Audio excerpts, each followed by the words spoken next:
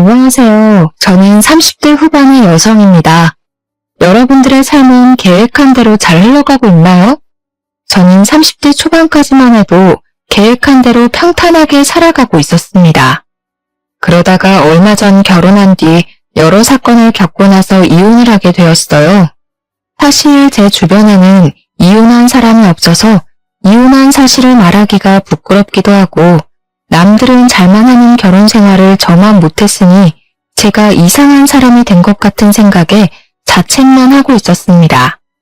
그러던 중 우연히 이곳을 알게 되었고 여기 사연을 하나하나 들어보니 저와 비슷한 사연을 겪으신 분들도 많고 저보다 더 심한 일도 겪으신 분들도 계시더라고요. 그런 사연을 들으며 위안도 받고 저도 사연 속의 여러분들처럼 아픈 과거에서 벗어나 열심히 살아봐야겠다는 다짐도 하게 되었습니다. 이렇게 제가 누군가의 사연을 듣고 위로와 힘을 얻은 것처럼 청취자 여러분도 저의 사연을 듣고 용기를 얻었으면 하는 마음이 들어 저의 짧은 결혼 이야기를 한번 적어볼까 해요. 오늘 이 늦은 밤에 꼭 친정을 가야 해? 결혼하면 이제 매년 명절 때마다 갈 텐데.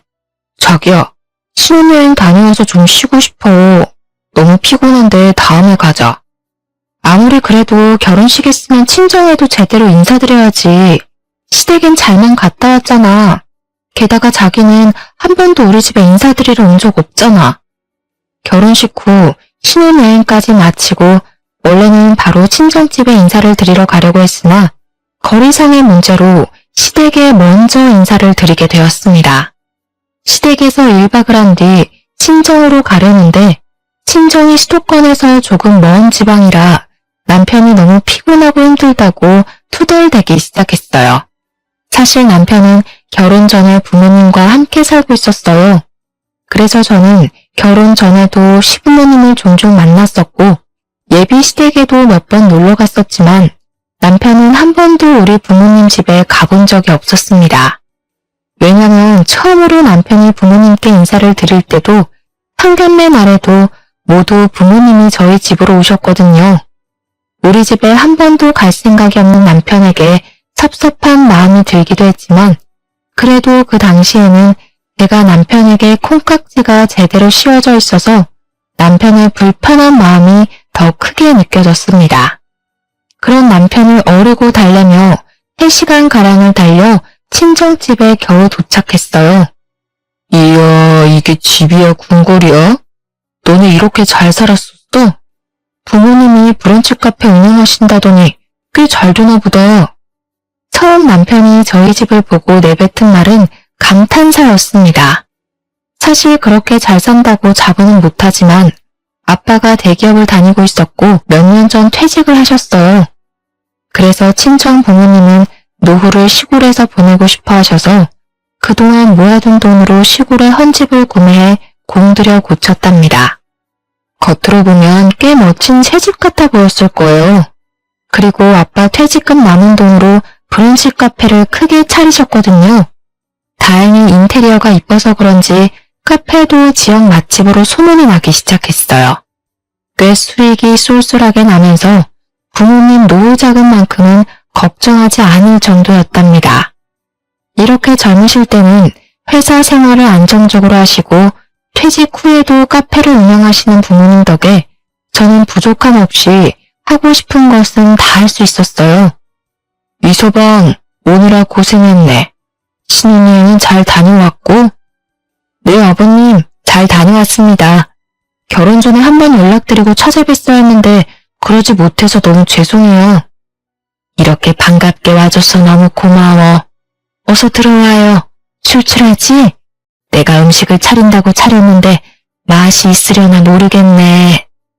엄마는 사위가 온다고 삼계탕에 전복에 장어구이 등 잔치상을 차려놓으셨더라고요. 음식이 너무 많아 식탁이 꽉 차서 더는 놓을 자리도 없는데 엄마는 자꾸 뭐가 없다면서 냉장고에서 뭘 더 꺼내놓으셨습니다. 세상에, 장모님, 음식이 너무 맛있어요. 앞으로 장모님 밥 먹으러 자주 와야겠어요. 집이 가까우면 이것저것 내가 해줄 텐데 그러지 못하니 너무 아쉽네. 그래도 뭐 생각나는 거 있으면 언제든지 말해. 사위가 먹고 싶은 건 내가 뭐든지 다 만들어줄 테니까. 잘 먹으니 참 보기 좋네. 남편은 올 때는 그렇게 투덜대더니 엄마의 음식을 보더니 언제 그랬냐는 듯이 부모님과 신나게 대화를 나눴습니다. 얼마나 사근사근하게 말을 잘하던지 남들이 보면 남편이 이 집 아들 같아 보일 정도였어요. 장모님, 이 식탁 너무 좋아요. 우리 엄마가 얼마 전에 이런 식탁 보고 눈이 못 뜨시더라고요. 너무 좋다면서요. 어머, 안사돈이랑 나랑 보는 눈이 비슷하네. 그런데 사돈댁에 식탁이 없어? 사실 식탁이 없어요. 원래 있었는데 좀 오래돼서 버리고 그냥 바닥에 앉아서 식사하세요.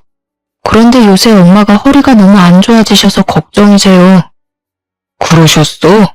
허리 안 좋으시면 맨바닥에 오래 앉아있기 힘들 텐데. 어차피 우리 식탁 바꾸려고 했으니까 이참에 이 식탁 자네 집에 가서 사용하겠나? 에이, 그래도 여보, 어떻게 우리가 사용하던 식탁을 줘요? 그냥 하나 새로 사줘요. 이거 뭐 그렇게 비싼 것도 아닌데. 부모님은 식탁이 비싸지도 않으니 사주시겠다고 했지만 제가 알기로는 이 식탁이 나름 백화점에서 산 제품이라 200만 원 정도 했습니다. 남편은 부모님이 시댁에 식탁을 사주겠다는 말에 싱글벙글해서는 밥을 다 먹고는 자신이 직접 설거지를 하겠다고 하더라고요.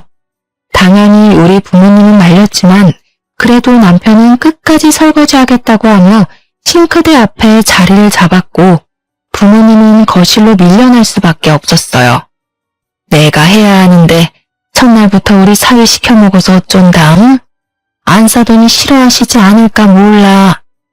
제가 맛있는 거 얻어먹었잖아요. 게다가 식기세척기가 있어서 아주 금세 끝났어요. 저희 엄마도 식기세척기 있으면 정말 편하게 설거지 하실 텐데. 집에 식기세척기 없어? 안 사돈 힘드시겠네. 우리 사돈댁에 식탁도 보내고 식기세척기도 보내야겠어. 헉! 정말요? 정말 감사합니다, 장모님. 사실 우리는 혜진이가 장녀라 혼수랑 예단을 많이 하려고 준비했는데 그냥 자기가 살던 집에서 신혼을 시작하겠다고 하지 않나. 사돈댁에서 예물 예단도 필요 없다고 하지 않나. 거기에 스몰 웨딩 한다고 하며 결혼식 비용도 제법 아꼈잖아. 그래서 뭐 하나 더 선물해드리려고 했거든. 그래서 뭘 살까 고민하고 있었는데 자네가 이렇게 말해줘서 오히려 우리 고민 하나 덜었네. 대신 우리 혜진이 시댁에서 일 적당히 할 수 있도록 중간 역할 잘해주게. 알겠나? 장인어른, 여부가 있겠습니까? 시댁 가면 손에 물도 묻히지 않게 하겠습니다. 우리 사위가 못하는 말이 없구만. 그럼 우리는 든든한 사위만 믿겠네. 그렇게 친정에서 처음으로 같이 잠을 자고 다음날 새벽부터 엄마는 시댁에 보내드리겠다며 각종 음식에 과일을 한가득 챙겨주셨어요. 얼마나 많은지 자동차 트렁크에 가득 싣고도 자리가 부족해서 뒷자리까지 음식이 가득했습니다. 남편은 올 때와는 다르게 아주 표정이 밝아 보였고 그런 남편을 보며 저는 다행이라는 생각을 했어요. 그렇게 제가 살던 집에서 첫 신혼생활을 시작했습니다. 신혼 2개월 정도 되었을 때였어요. 부모님이 건강검진을 하러 카페 문을 며칠 닫고 저희 집에 오시기로 했어요. 사실 부모님이 사시는 곳이 지방이라 제대로 된 대학병원이 없어서 1년에 한 번씩 제가 서울에서 건강검진을 시켜드렸었거든요. 당연히 제가 직접 부모님을 모시려고 했는데 남편이 이번에 사회노릇 좀 제대로 하고 싶다며 저 대신 부모님을 모시겠다고 그러더라고요. 저는 그런 남편에게 너무 고마워서 퇴근길에 남편이 좋아하는 회랑 매운탕을 포장해서 집에 왔답니다. 부모님도 제가 아닌 사위가 직접 데려오니까 웃음꽃이 피셨더라고요. 그런데 집에 웬 명품 정장이 한 벌 있었어요. 그런데 이 정장은 뭐야? 아빠가 입고 오셨어? 내가 이서방 한 벌 사줬다. 조금 있으면 사돈 전혀 시집 간다면서. 사위가 그때 입고 갈 정장이 없다고 하더라. 오늘 너무 고마워서 내가 한 벌 사줬어. 그리고 너는 결혼을 했으면 이서방 밥 잘 챙겨줘야지. 이서방 살 빠진 거 봐라. 내가 볼 때마다 안쓰러워 보여서 점심때 소고기 사줬다. 부모님은 남편에게 고맙다며 점심에는 소고기를 사주고 오후에는 고급 브랜드 정장까지 한 벌 맞춰주셨습니다. 물론 저도 남편에게 정말 고마웠지만 사실 얼마 전에 식탁에 식기세척기도 사줬는데 정장까지 한 벌 해줬다는 말을 듣고 너무 과하다는 생각이 들었어요. 그래도 남편이 친정 부모님과 잘 지내는 모습을 보니 사이가 나쁜 것보다 좋은 게 낫겠지 싶어 속으로만 삼켰답니다. 그렇게 3개월 후 아가씨의 결혼식이 코앞으로 다가왔어요. 사실 남편의 집은 그다지 넉넉한 형편이 아니라서 아가씨의 혼수와 예단을 준비하는 것이 많이 부담되는 것 같았습니다. 그래서인지 남편은 자신이 결혼 전부터 모아왔던 적금을 깨려고 하더라고요. 저 역시 모른 척할 수 없어서 결혼식 날 축의금 200만 원을 했어요. 친정 부모님도 아가씨에게 축의금 100만 원을 전달했습니다.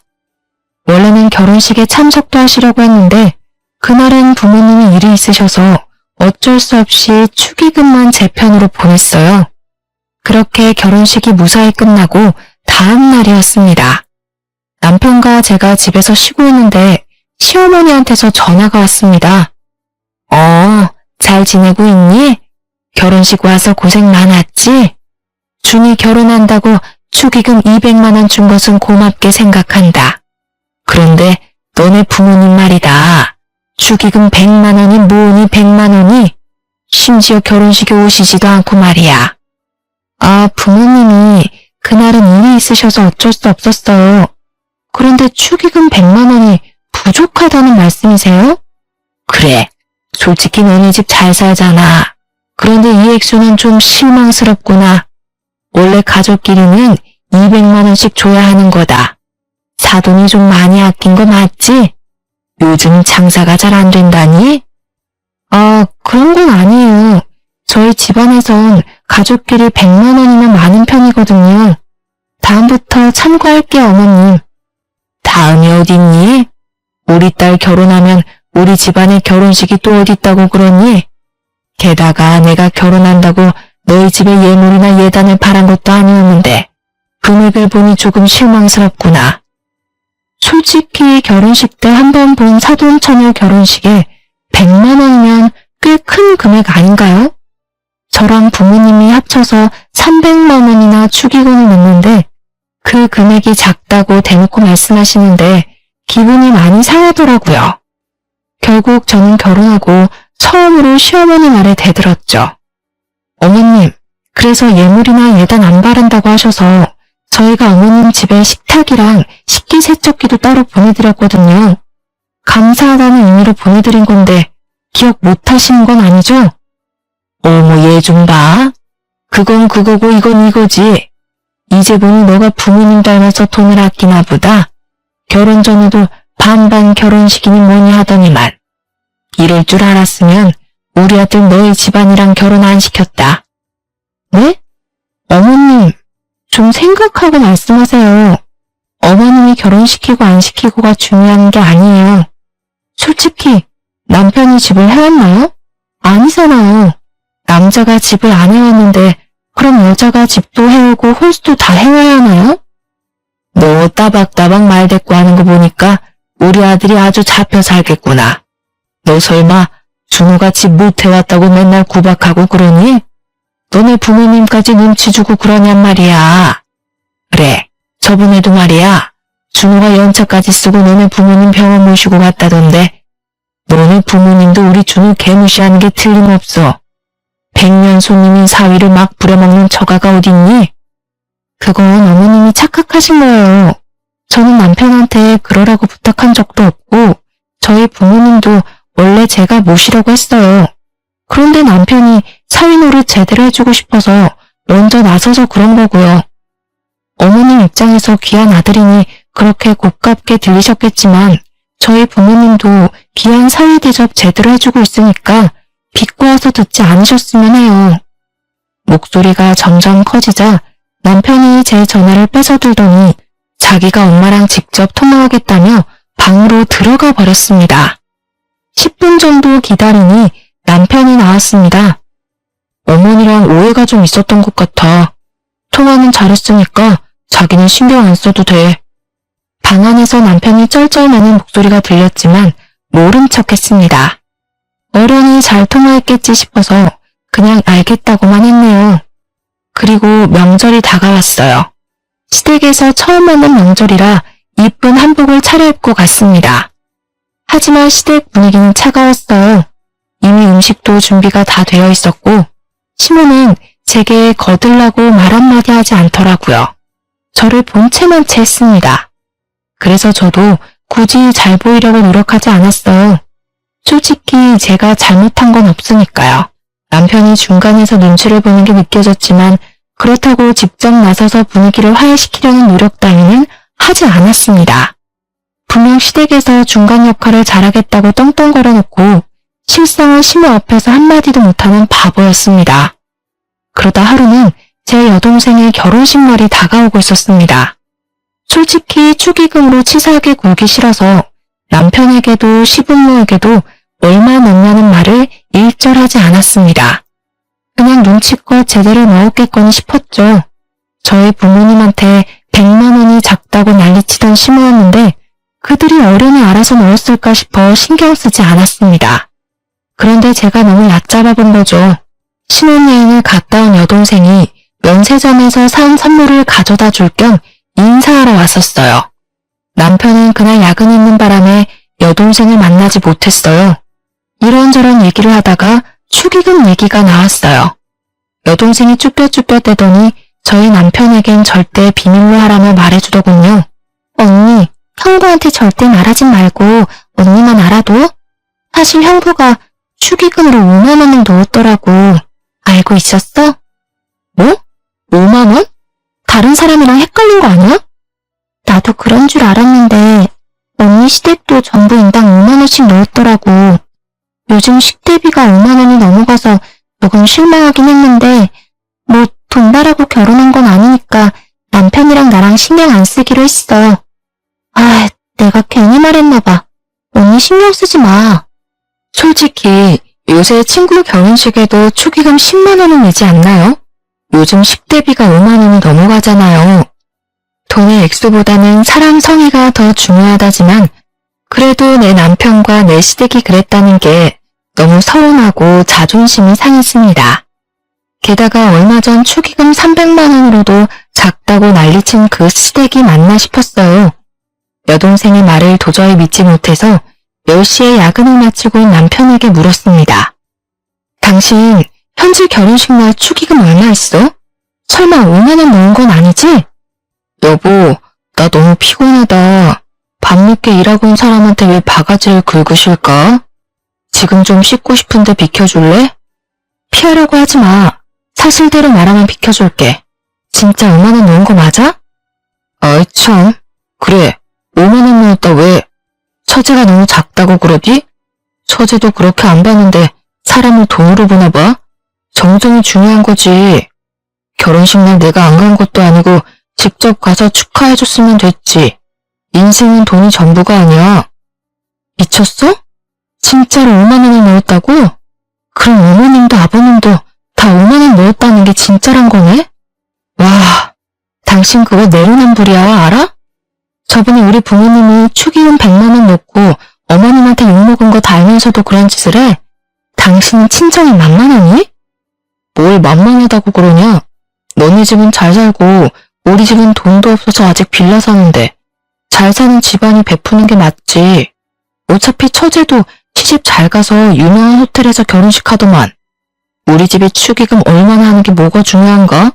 시집 장가 가서 잘 사는 게 중요하지.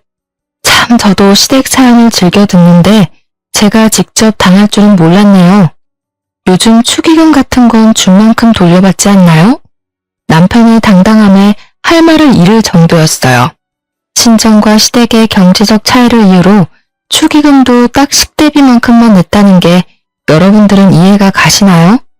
친정 부모님 앞에선 뭐 없다, 뭐 필요하다, 잘만 이야기하던 남편이 제게 돈이 중요한 게 아니라고 마음이 중요한 거라면서 가르치듯 이야기하는데 코를 한 대 쥐어받고 싶더라니까요. 결혼한 지 이제 1년이 넘어가는데 벌써부터 결혼에 대해 회의감이 들기 시작했습니다. 어쨌든 남편이 5만 원 낸 게 맞다고 인정했으니 시부모님도 그 정도 냈을 것 같아서 시댁에 전화해서 따지지는 않았어요. 남편보다 더하면 더했지 덜하진 않을 거라 생각했거든요. 그렇게 시어머니 생신이 다가왔습니다.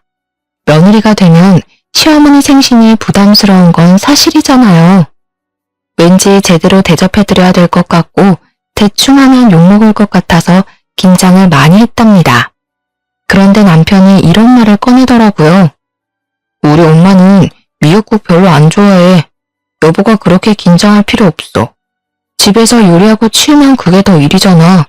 엄마도 집에서 먹는 것보다 외식하는 걸 더 좋아하실걸? 그래도 며느리 데리고 첫 생신인데 아무것도 안 하면 또 뭐라 하실 것 같은데 괜찮을까? 내 말대로 해.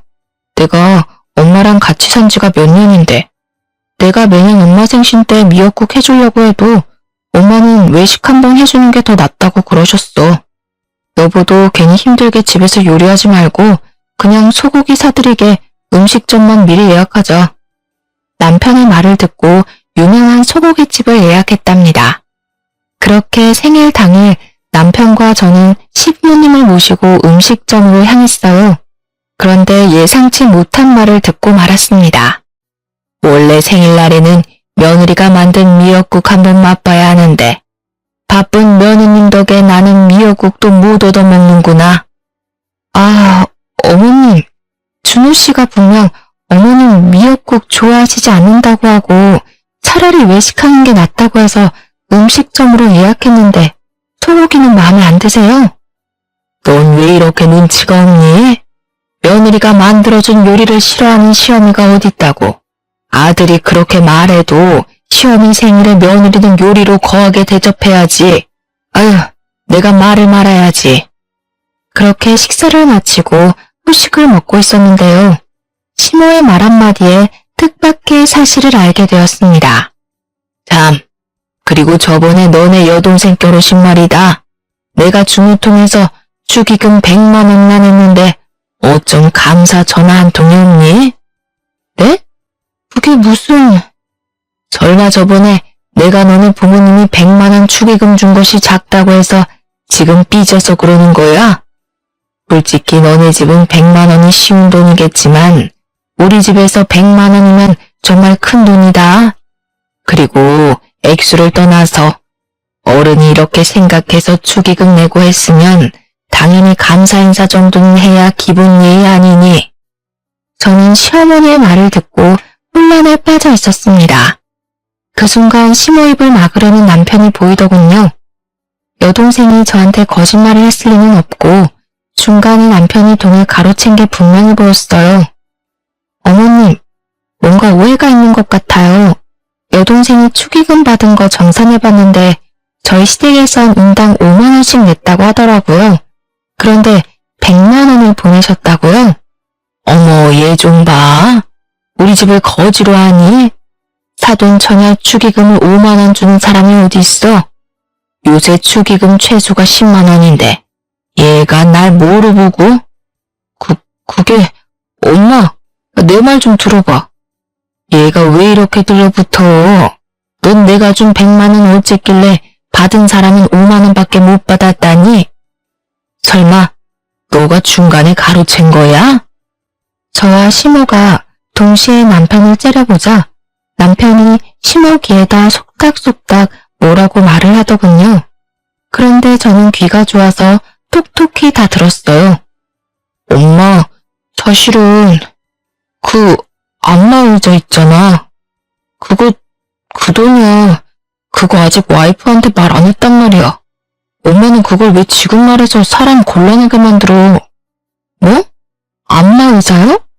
어머님, 제 남편이 안마 의자를 사드렸어요. 아, 뭘 그렇게 따져대. 그냥 그러려니 하고 좀 살아. 어떻게 그렇게 살아?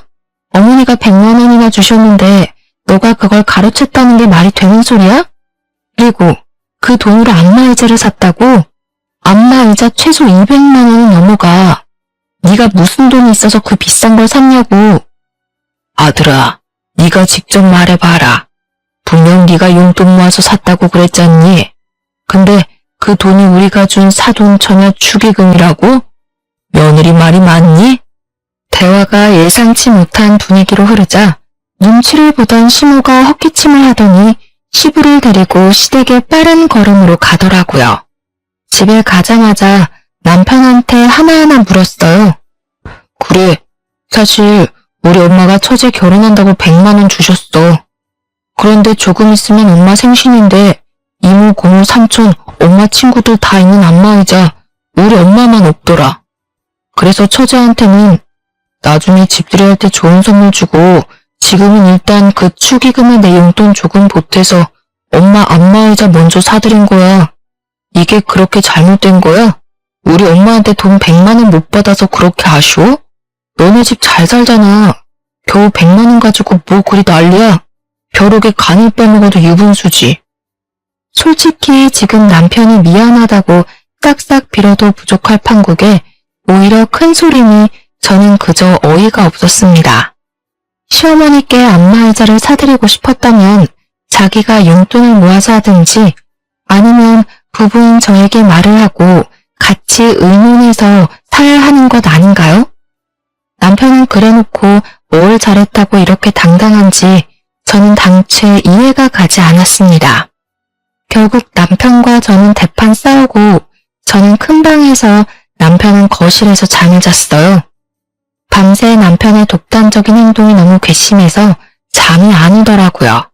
말로만 듣던 내로남불 남편이 이런 건가 싶기도 했어요. 도통 제 말이 통하질 않더라고요.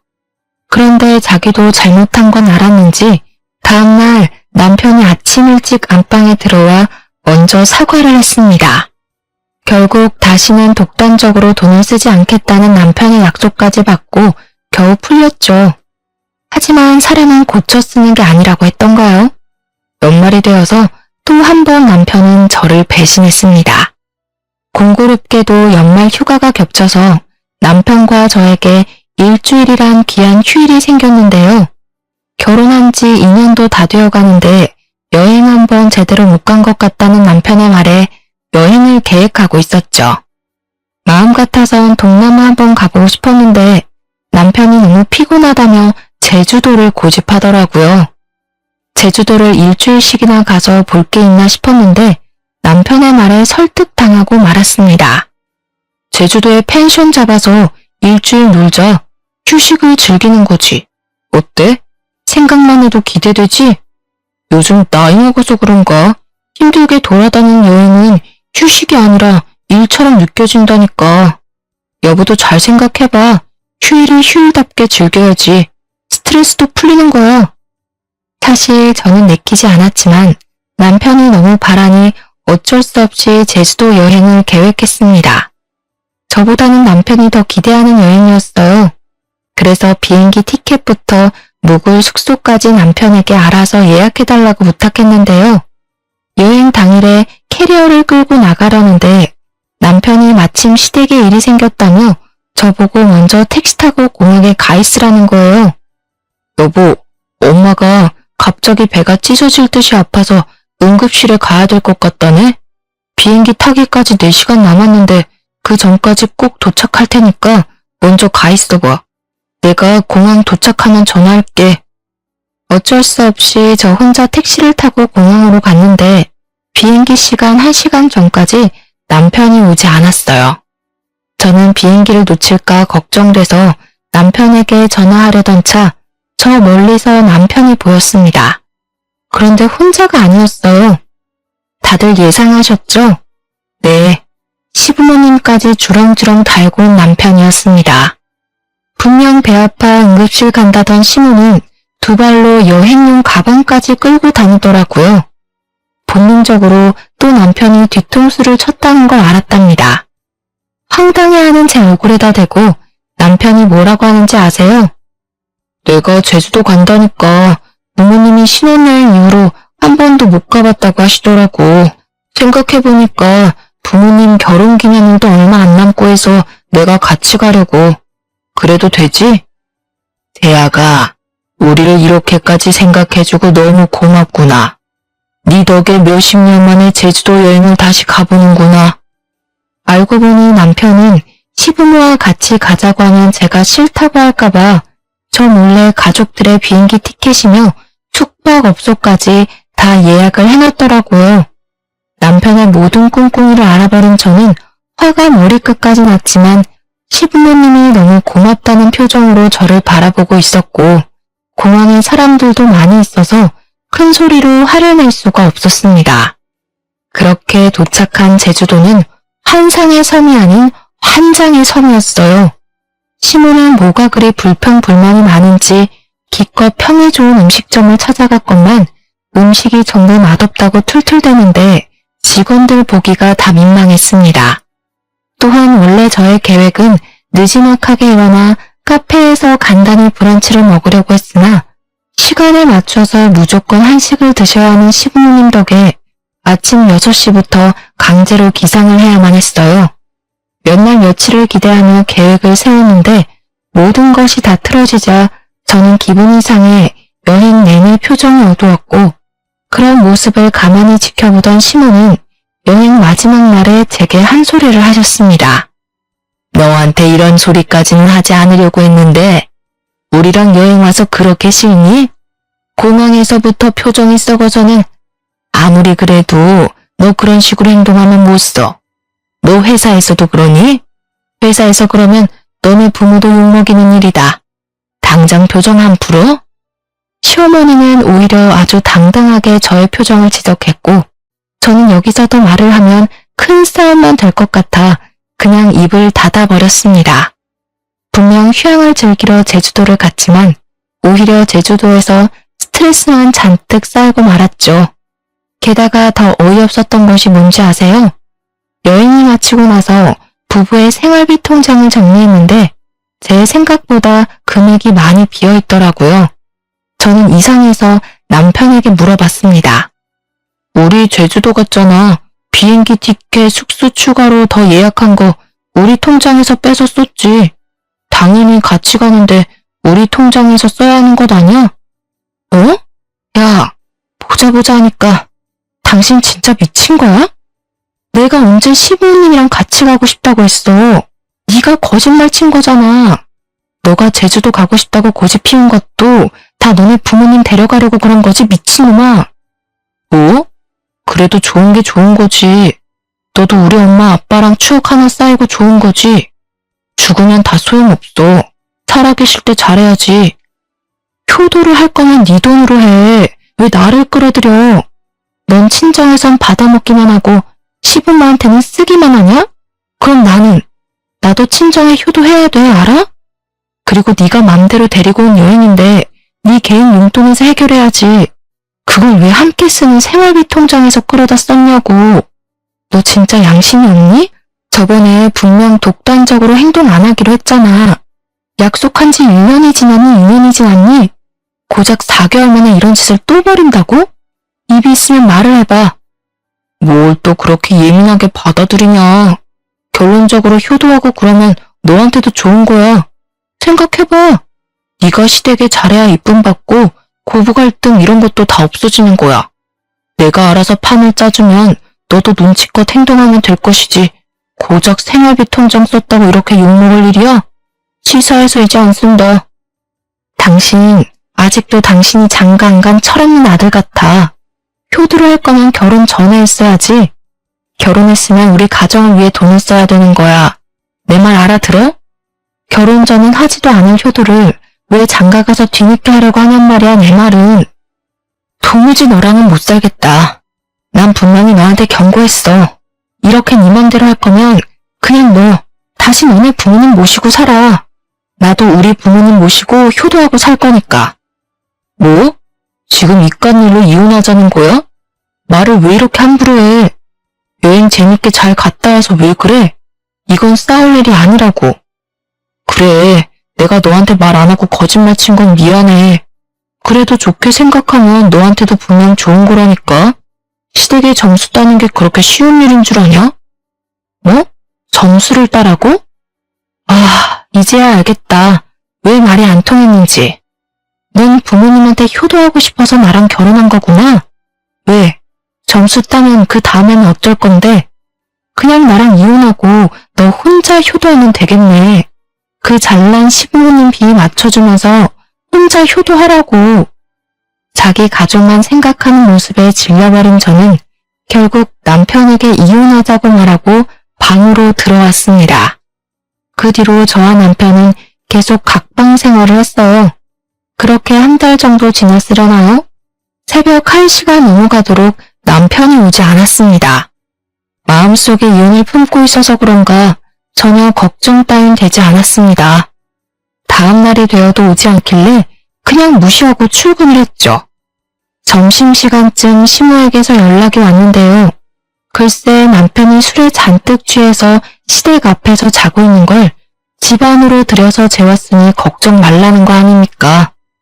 그냥 알겠다고 대충 대꾸하고 끊으려고 했는데 시모가 뜻밖의 말을 꺼냈습니다. 사실 준우가 권고사직을 당했다는구나. 너한테도 말을 못할 정도로 애가 충격이 큰가 봐. 네가 잘 추슬려줬으면 하는구나. 그래도 너가 돈을 벌고 있으니까 얼마나 다행이니? 너무 아들한테 스트레스는 주지 말았으면 하는구나. 그리고 너네 결혼한 지 2년이 넘어갔는데 왜 아이 소식이 없니? 아이는 부부 사이의 축복이란다. 기르다 보면 부부 금술도 더 좋아지고 애 키우는 재미로 살다 보면 10년 훌쩍이다. 그러니 안 되더라도 좀 더 노력했으면 하는구나. 이혼을 하겠다는 말이 목 끝까지 차올랐지만 차마 말하진 못했어요. 들어보니 남편은 회사가 어려워져 단체로 권고사직을 당했다고 하더군요. 그런 백수 아들이 걱정되었던 시모는 2년 동안 꺼내지 않던 임신 얘기를 꺼내더라고요. 참 기가 차더라고요.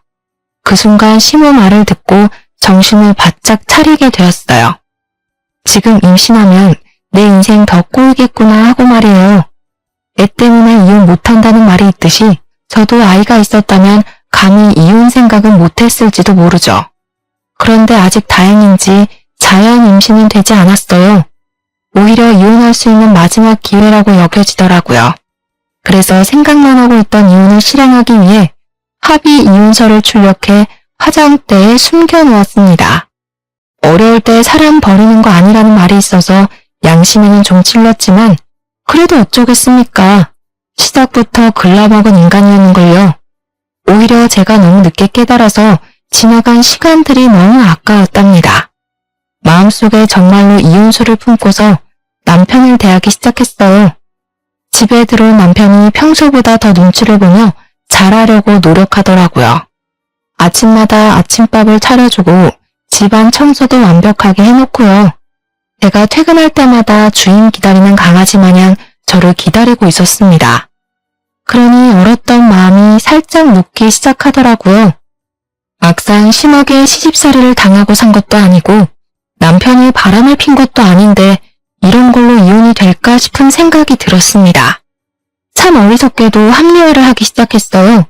그때부턴 하루아침에 일자리를 잃은 남편이 불쌍해 보이더군요. 그러던 찰나 친정에서도 큰일이 생기고 말았는데요. 부모님이 운영하시던 브런치 카페 매출이 뚝 떨어져서 망해버린 거였죠. 부모님 말로는 주변에 대형 카페들이 연이어 생기면서 매출이 낮아지더니 최근에 온라인 리뷰가 좋지 않게 달리는 바람에 더 이상 운영이 힘들다고 하더라고요. 결국 부모님은 카페를 싼값에 이전해버렸고 시골에 공들여 지으셨던 집도 팔아버렸습니다. 집까지 팔았다는 말에 제가 깜짝 놀라 이유를 물었어요. 우리 딸 놀라지 말고 들어. 사실 엄마가 서울에 좀 살아야 될 것 같아서 그래. 응? 갑자기 서울에 왜? 혹시 건강에 문제 생긴 거예요? 저번에 대학병원에서 검진받은 거 있지? 그런데 거기서 자궁암이 의심된다고 그래서 추가 검사를 더 받아보라고 그러길래 검사를 좀 했더니 치료가 필요한 단계라고 그러네. 매번 시골에서 왔다 갔다 하기 힘들 것 같아서 서울에 집을 따로 구하기로 너네 아빠랑 결정했단다. 엄마는 우리 현아랑도 더 많은 시간 함께 보낼 수 있어서 좋다고 그랬어. 자궁암? 엄마 많이 심각해요? 설마 뒤늦게 발견해서 치료가 급한 거래? 딸, 걱정하지 마. 그 정도로 심각한 건 아니야. 사실 치료만 받으면 충분히 완치될 수 있다고 의사쌤이 그러셨어. 요즘 의료기술이 뛰어나서 약만 잘 먹고 경과보면 될 것 같다고 그러셨어. 안 되면 제거 수술하면 되니까 너무 걱정하지 말고. 저는 덤덤하게 말씀하시는 엄마의 모습을 보니 마음이 너무 아팠습니다. 눈물이 차올랐지만 엄마가 속상해하실까봐 울지도 못하겠더라고요. 그렇게 눈물을 힘겹게 참으며 부모님의 이사를 도와드리고 밤이 늦어서야 집에 왔습니다. 사실 부모님 이사를 도와드리러 가면서 남편에게 같이 가자고 말을 했었거든요. 어차피 남편이 지금 회사에 다니는 것도 아니고 집에서 노는데 충분히 갈 수도 있잖아요. 그런데 남편은 당당하게 싫다고 하더라고요. 뭐? 이사 가는데 도와달라고? 내가 무슨 이삿짐 센터냐? 또 남자라고 험한 일 시키려고 그러는 거지? 여보, 지금 말 다 했어? 부모님 아파서 이사 오시는데 그것도 못 해줘? 이삿짐 불러서 오는 거고 당신은 딱히 할 일도 없을 거야. 그냥 얼굴만 비추는 건데 그것도 못 해줘? 에이, 장인어른도 사이 불편해서 없는 게 나을 거야. 어차피 서울로는 자주 볼 텐데 뭘 이삿날까지 얼굴을 비춰야 되냐? 그냥 적당히 도와주고 와. 결국 남편 없이 짐을 전부 옮기고 부모님은 제가 살고 있는 집에서 30분 거리의 아파트로 이사 오셨어요. 밤늦게 집에 도착하니 남편이 혼자 TV를 보며 맥주를 마시고 있었어요. 어디로 이사하셨어? 설마 우리 집 근처야? 그럼 매일 너 친정 가겠다고 난리치는 거 아닌가 몰라. 나는 사위라서 친정이 불편해. 너가 중간 역할 잘해줬으면 좋겠다. 친정 가고 싶으면 혼자 가고. 뭐? 말을 왜 그딴 식으로 하냐? 됐어, 너 필요 없어. 너 친정에 절대 오지 마. 화가 치밀어 오른 저는 남편이 마시던 맥주를 그대로 남편 얼굴에 쏟아부었어요. 네가 진작에 개차반인 줄은 알았지만 이 정도일 줄은 꿈에도 몰랐다. 우리 진짜 갈라서자. 내일 술 깨고 손이 발이 되도록 빌어도 나는 기필코 니놈이랑 이혼할 테니까 그런 줄 알아. 남편은 마시던 맥주를 얼굴에 맞고 화가 나 어쩔 줄을 몰라 했고 저는 그런 남편이 너무 꼴보기가 싫어 발 닦던 걸레로 얼굴을 덮어버렸어요. 그리고는 간단한 짐을 챙겨 친정 부모님 집으로 가버렸답니다. 처음으로 부모님께 이혼에 대해 말씀드렸어요. 새벽까지 제가 당한 남편의 내로남불 사건들에 대해 낱낱이 말했네요. 그런데 아빠의 표정이 심상치 않았습니다.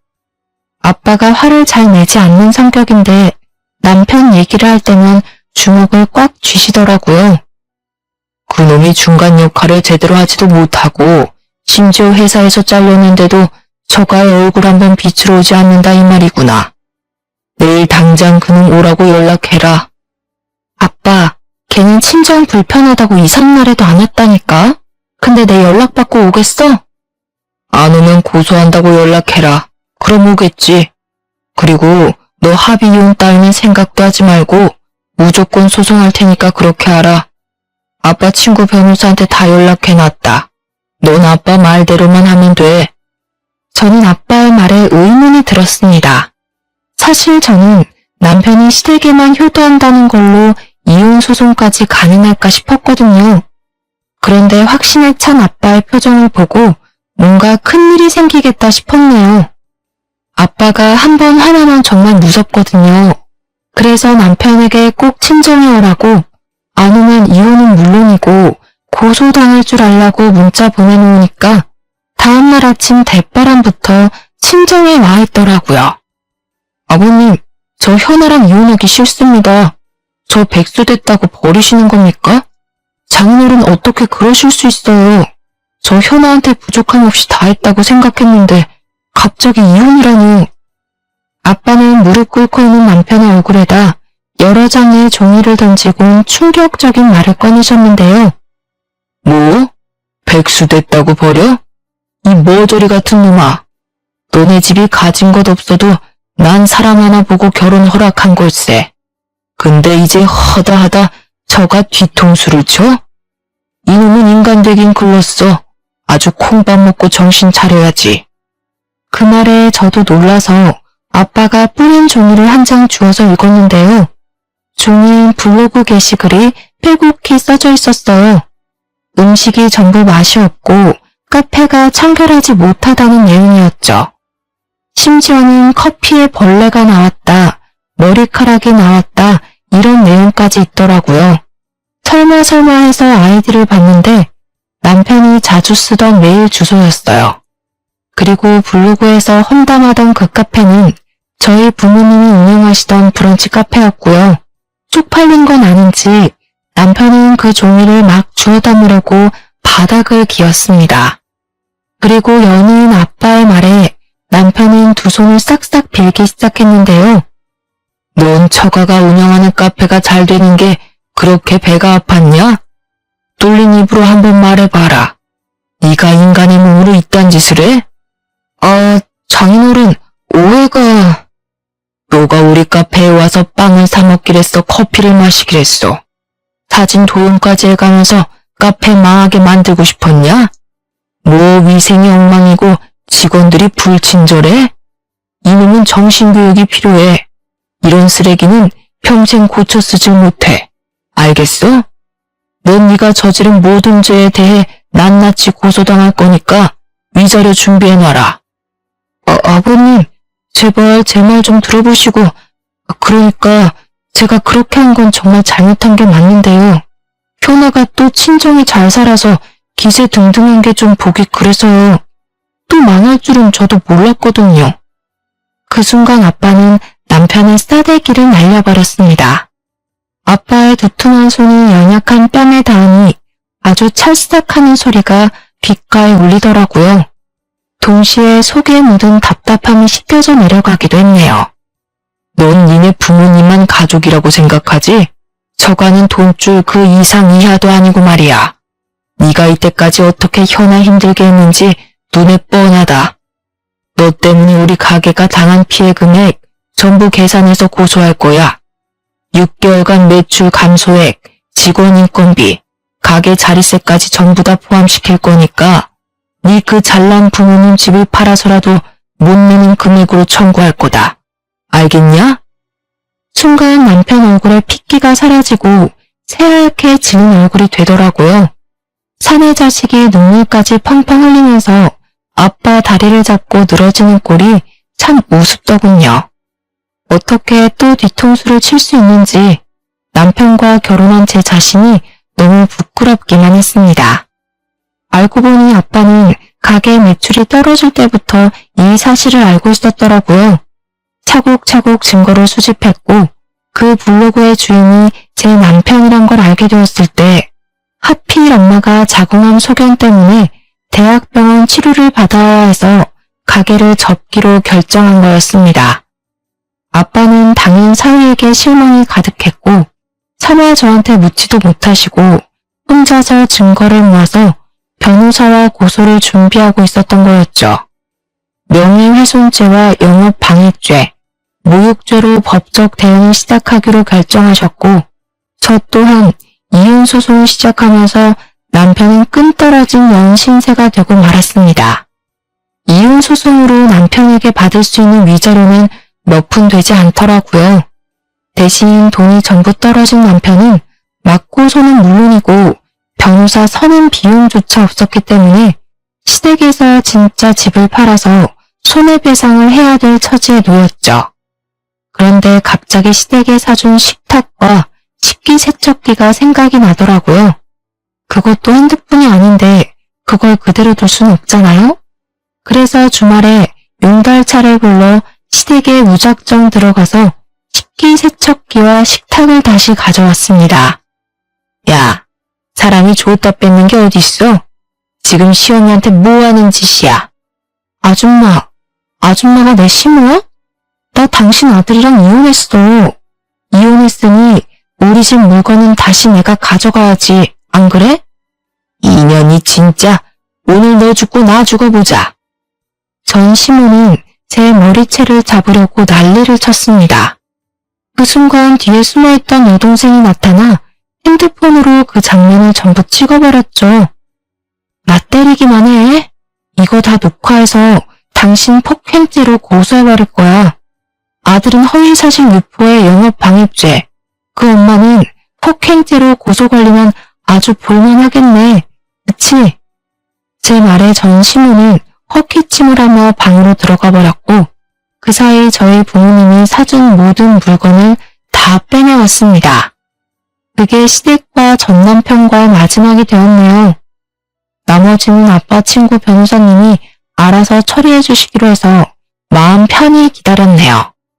저희 엄마는 다행히도 진행 상태가 심각하지 않았던 터라 제거 수술을 받고 회복 중에 계십니다. 저희 가족끼리 전 남편에 대한 말은 입 밖에도 꺼내지 않게 되었네요. 저희는 원래 살던 집을 팔고 친정 부모님이 사시는 서울집에 함께 살고 있어요. 여전히 회사도 다니고 있고 달라진 건 이제 이혼녀가 되었다는 사실 하나예요. 전 남편이 워낙 분리수거도 못할 쓰레기라 이혼의 후회는 없어요. 오히려 이혼 안 했으면 제 미래가 더 끔찍했을 거고요. 그래서 제 과거는 오늘 사연으로 훌훌 털어버리고 앞으로 펼쳐질 제 인생에 집중하기로 했답니다. 지금까지 다사다난했던 저의 이야기 들어주셔서 감사합니다. 모두 행복하세요.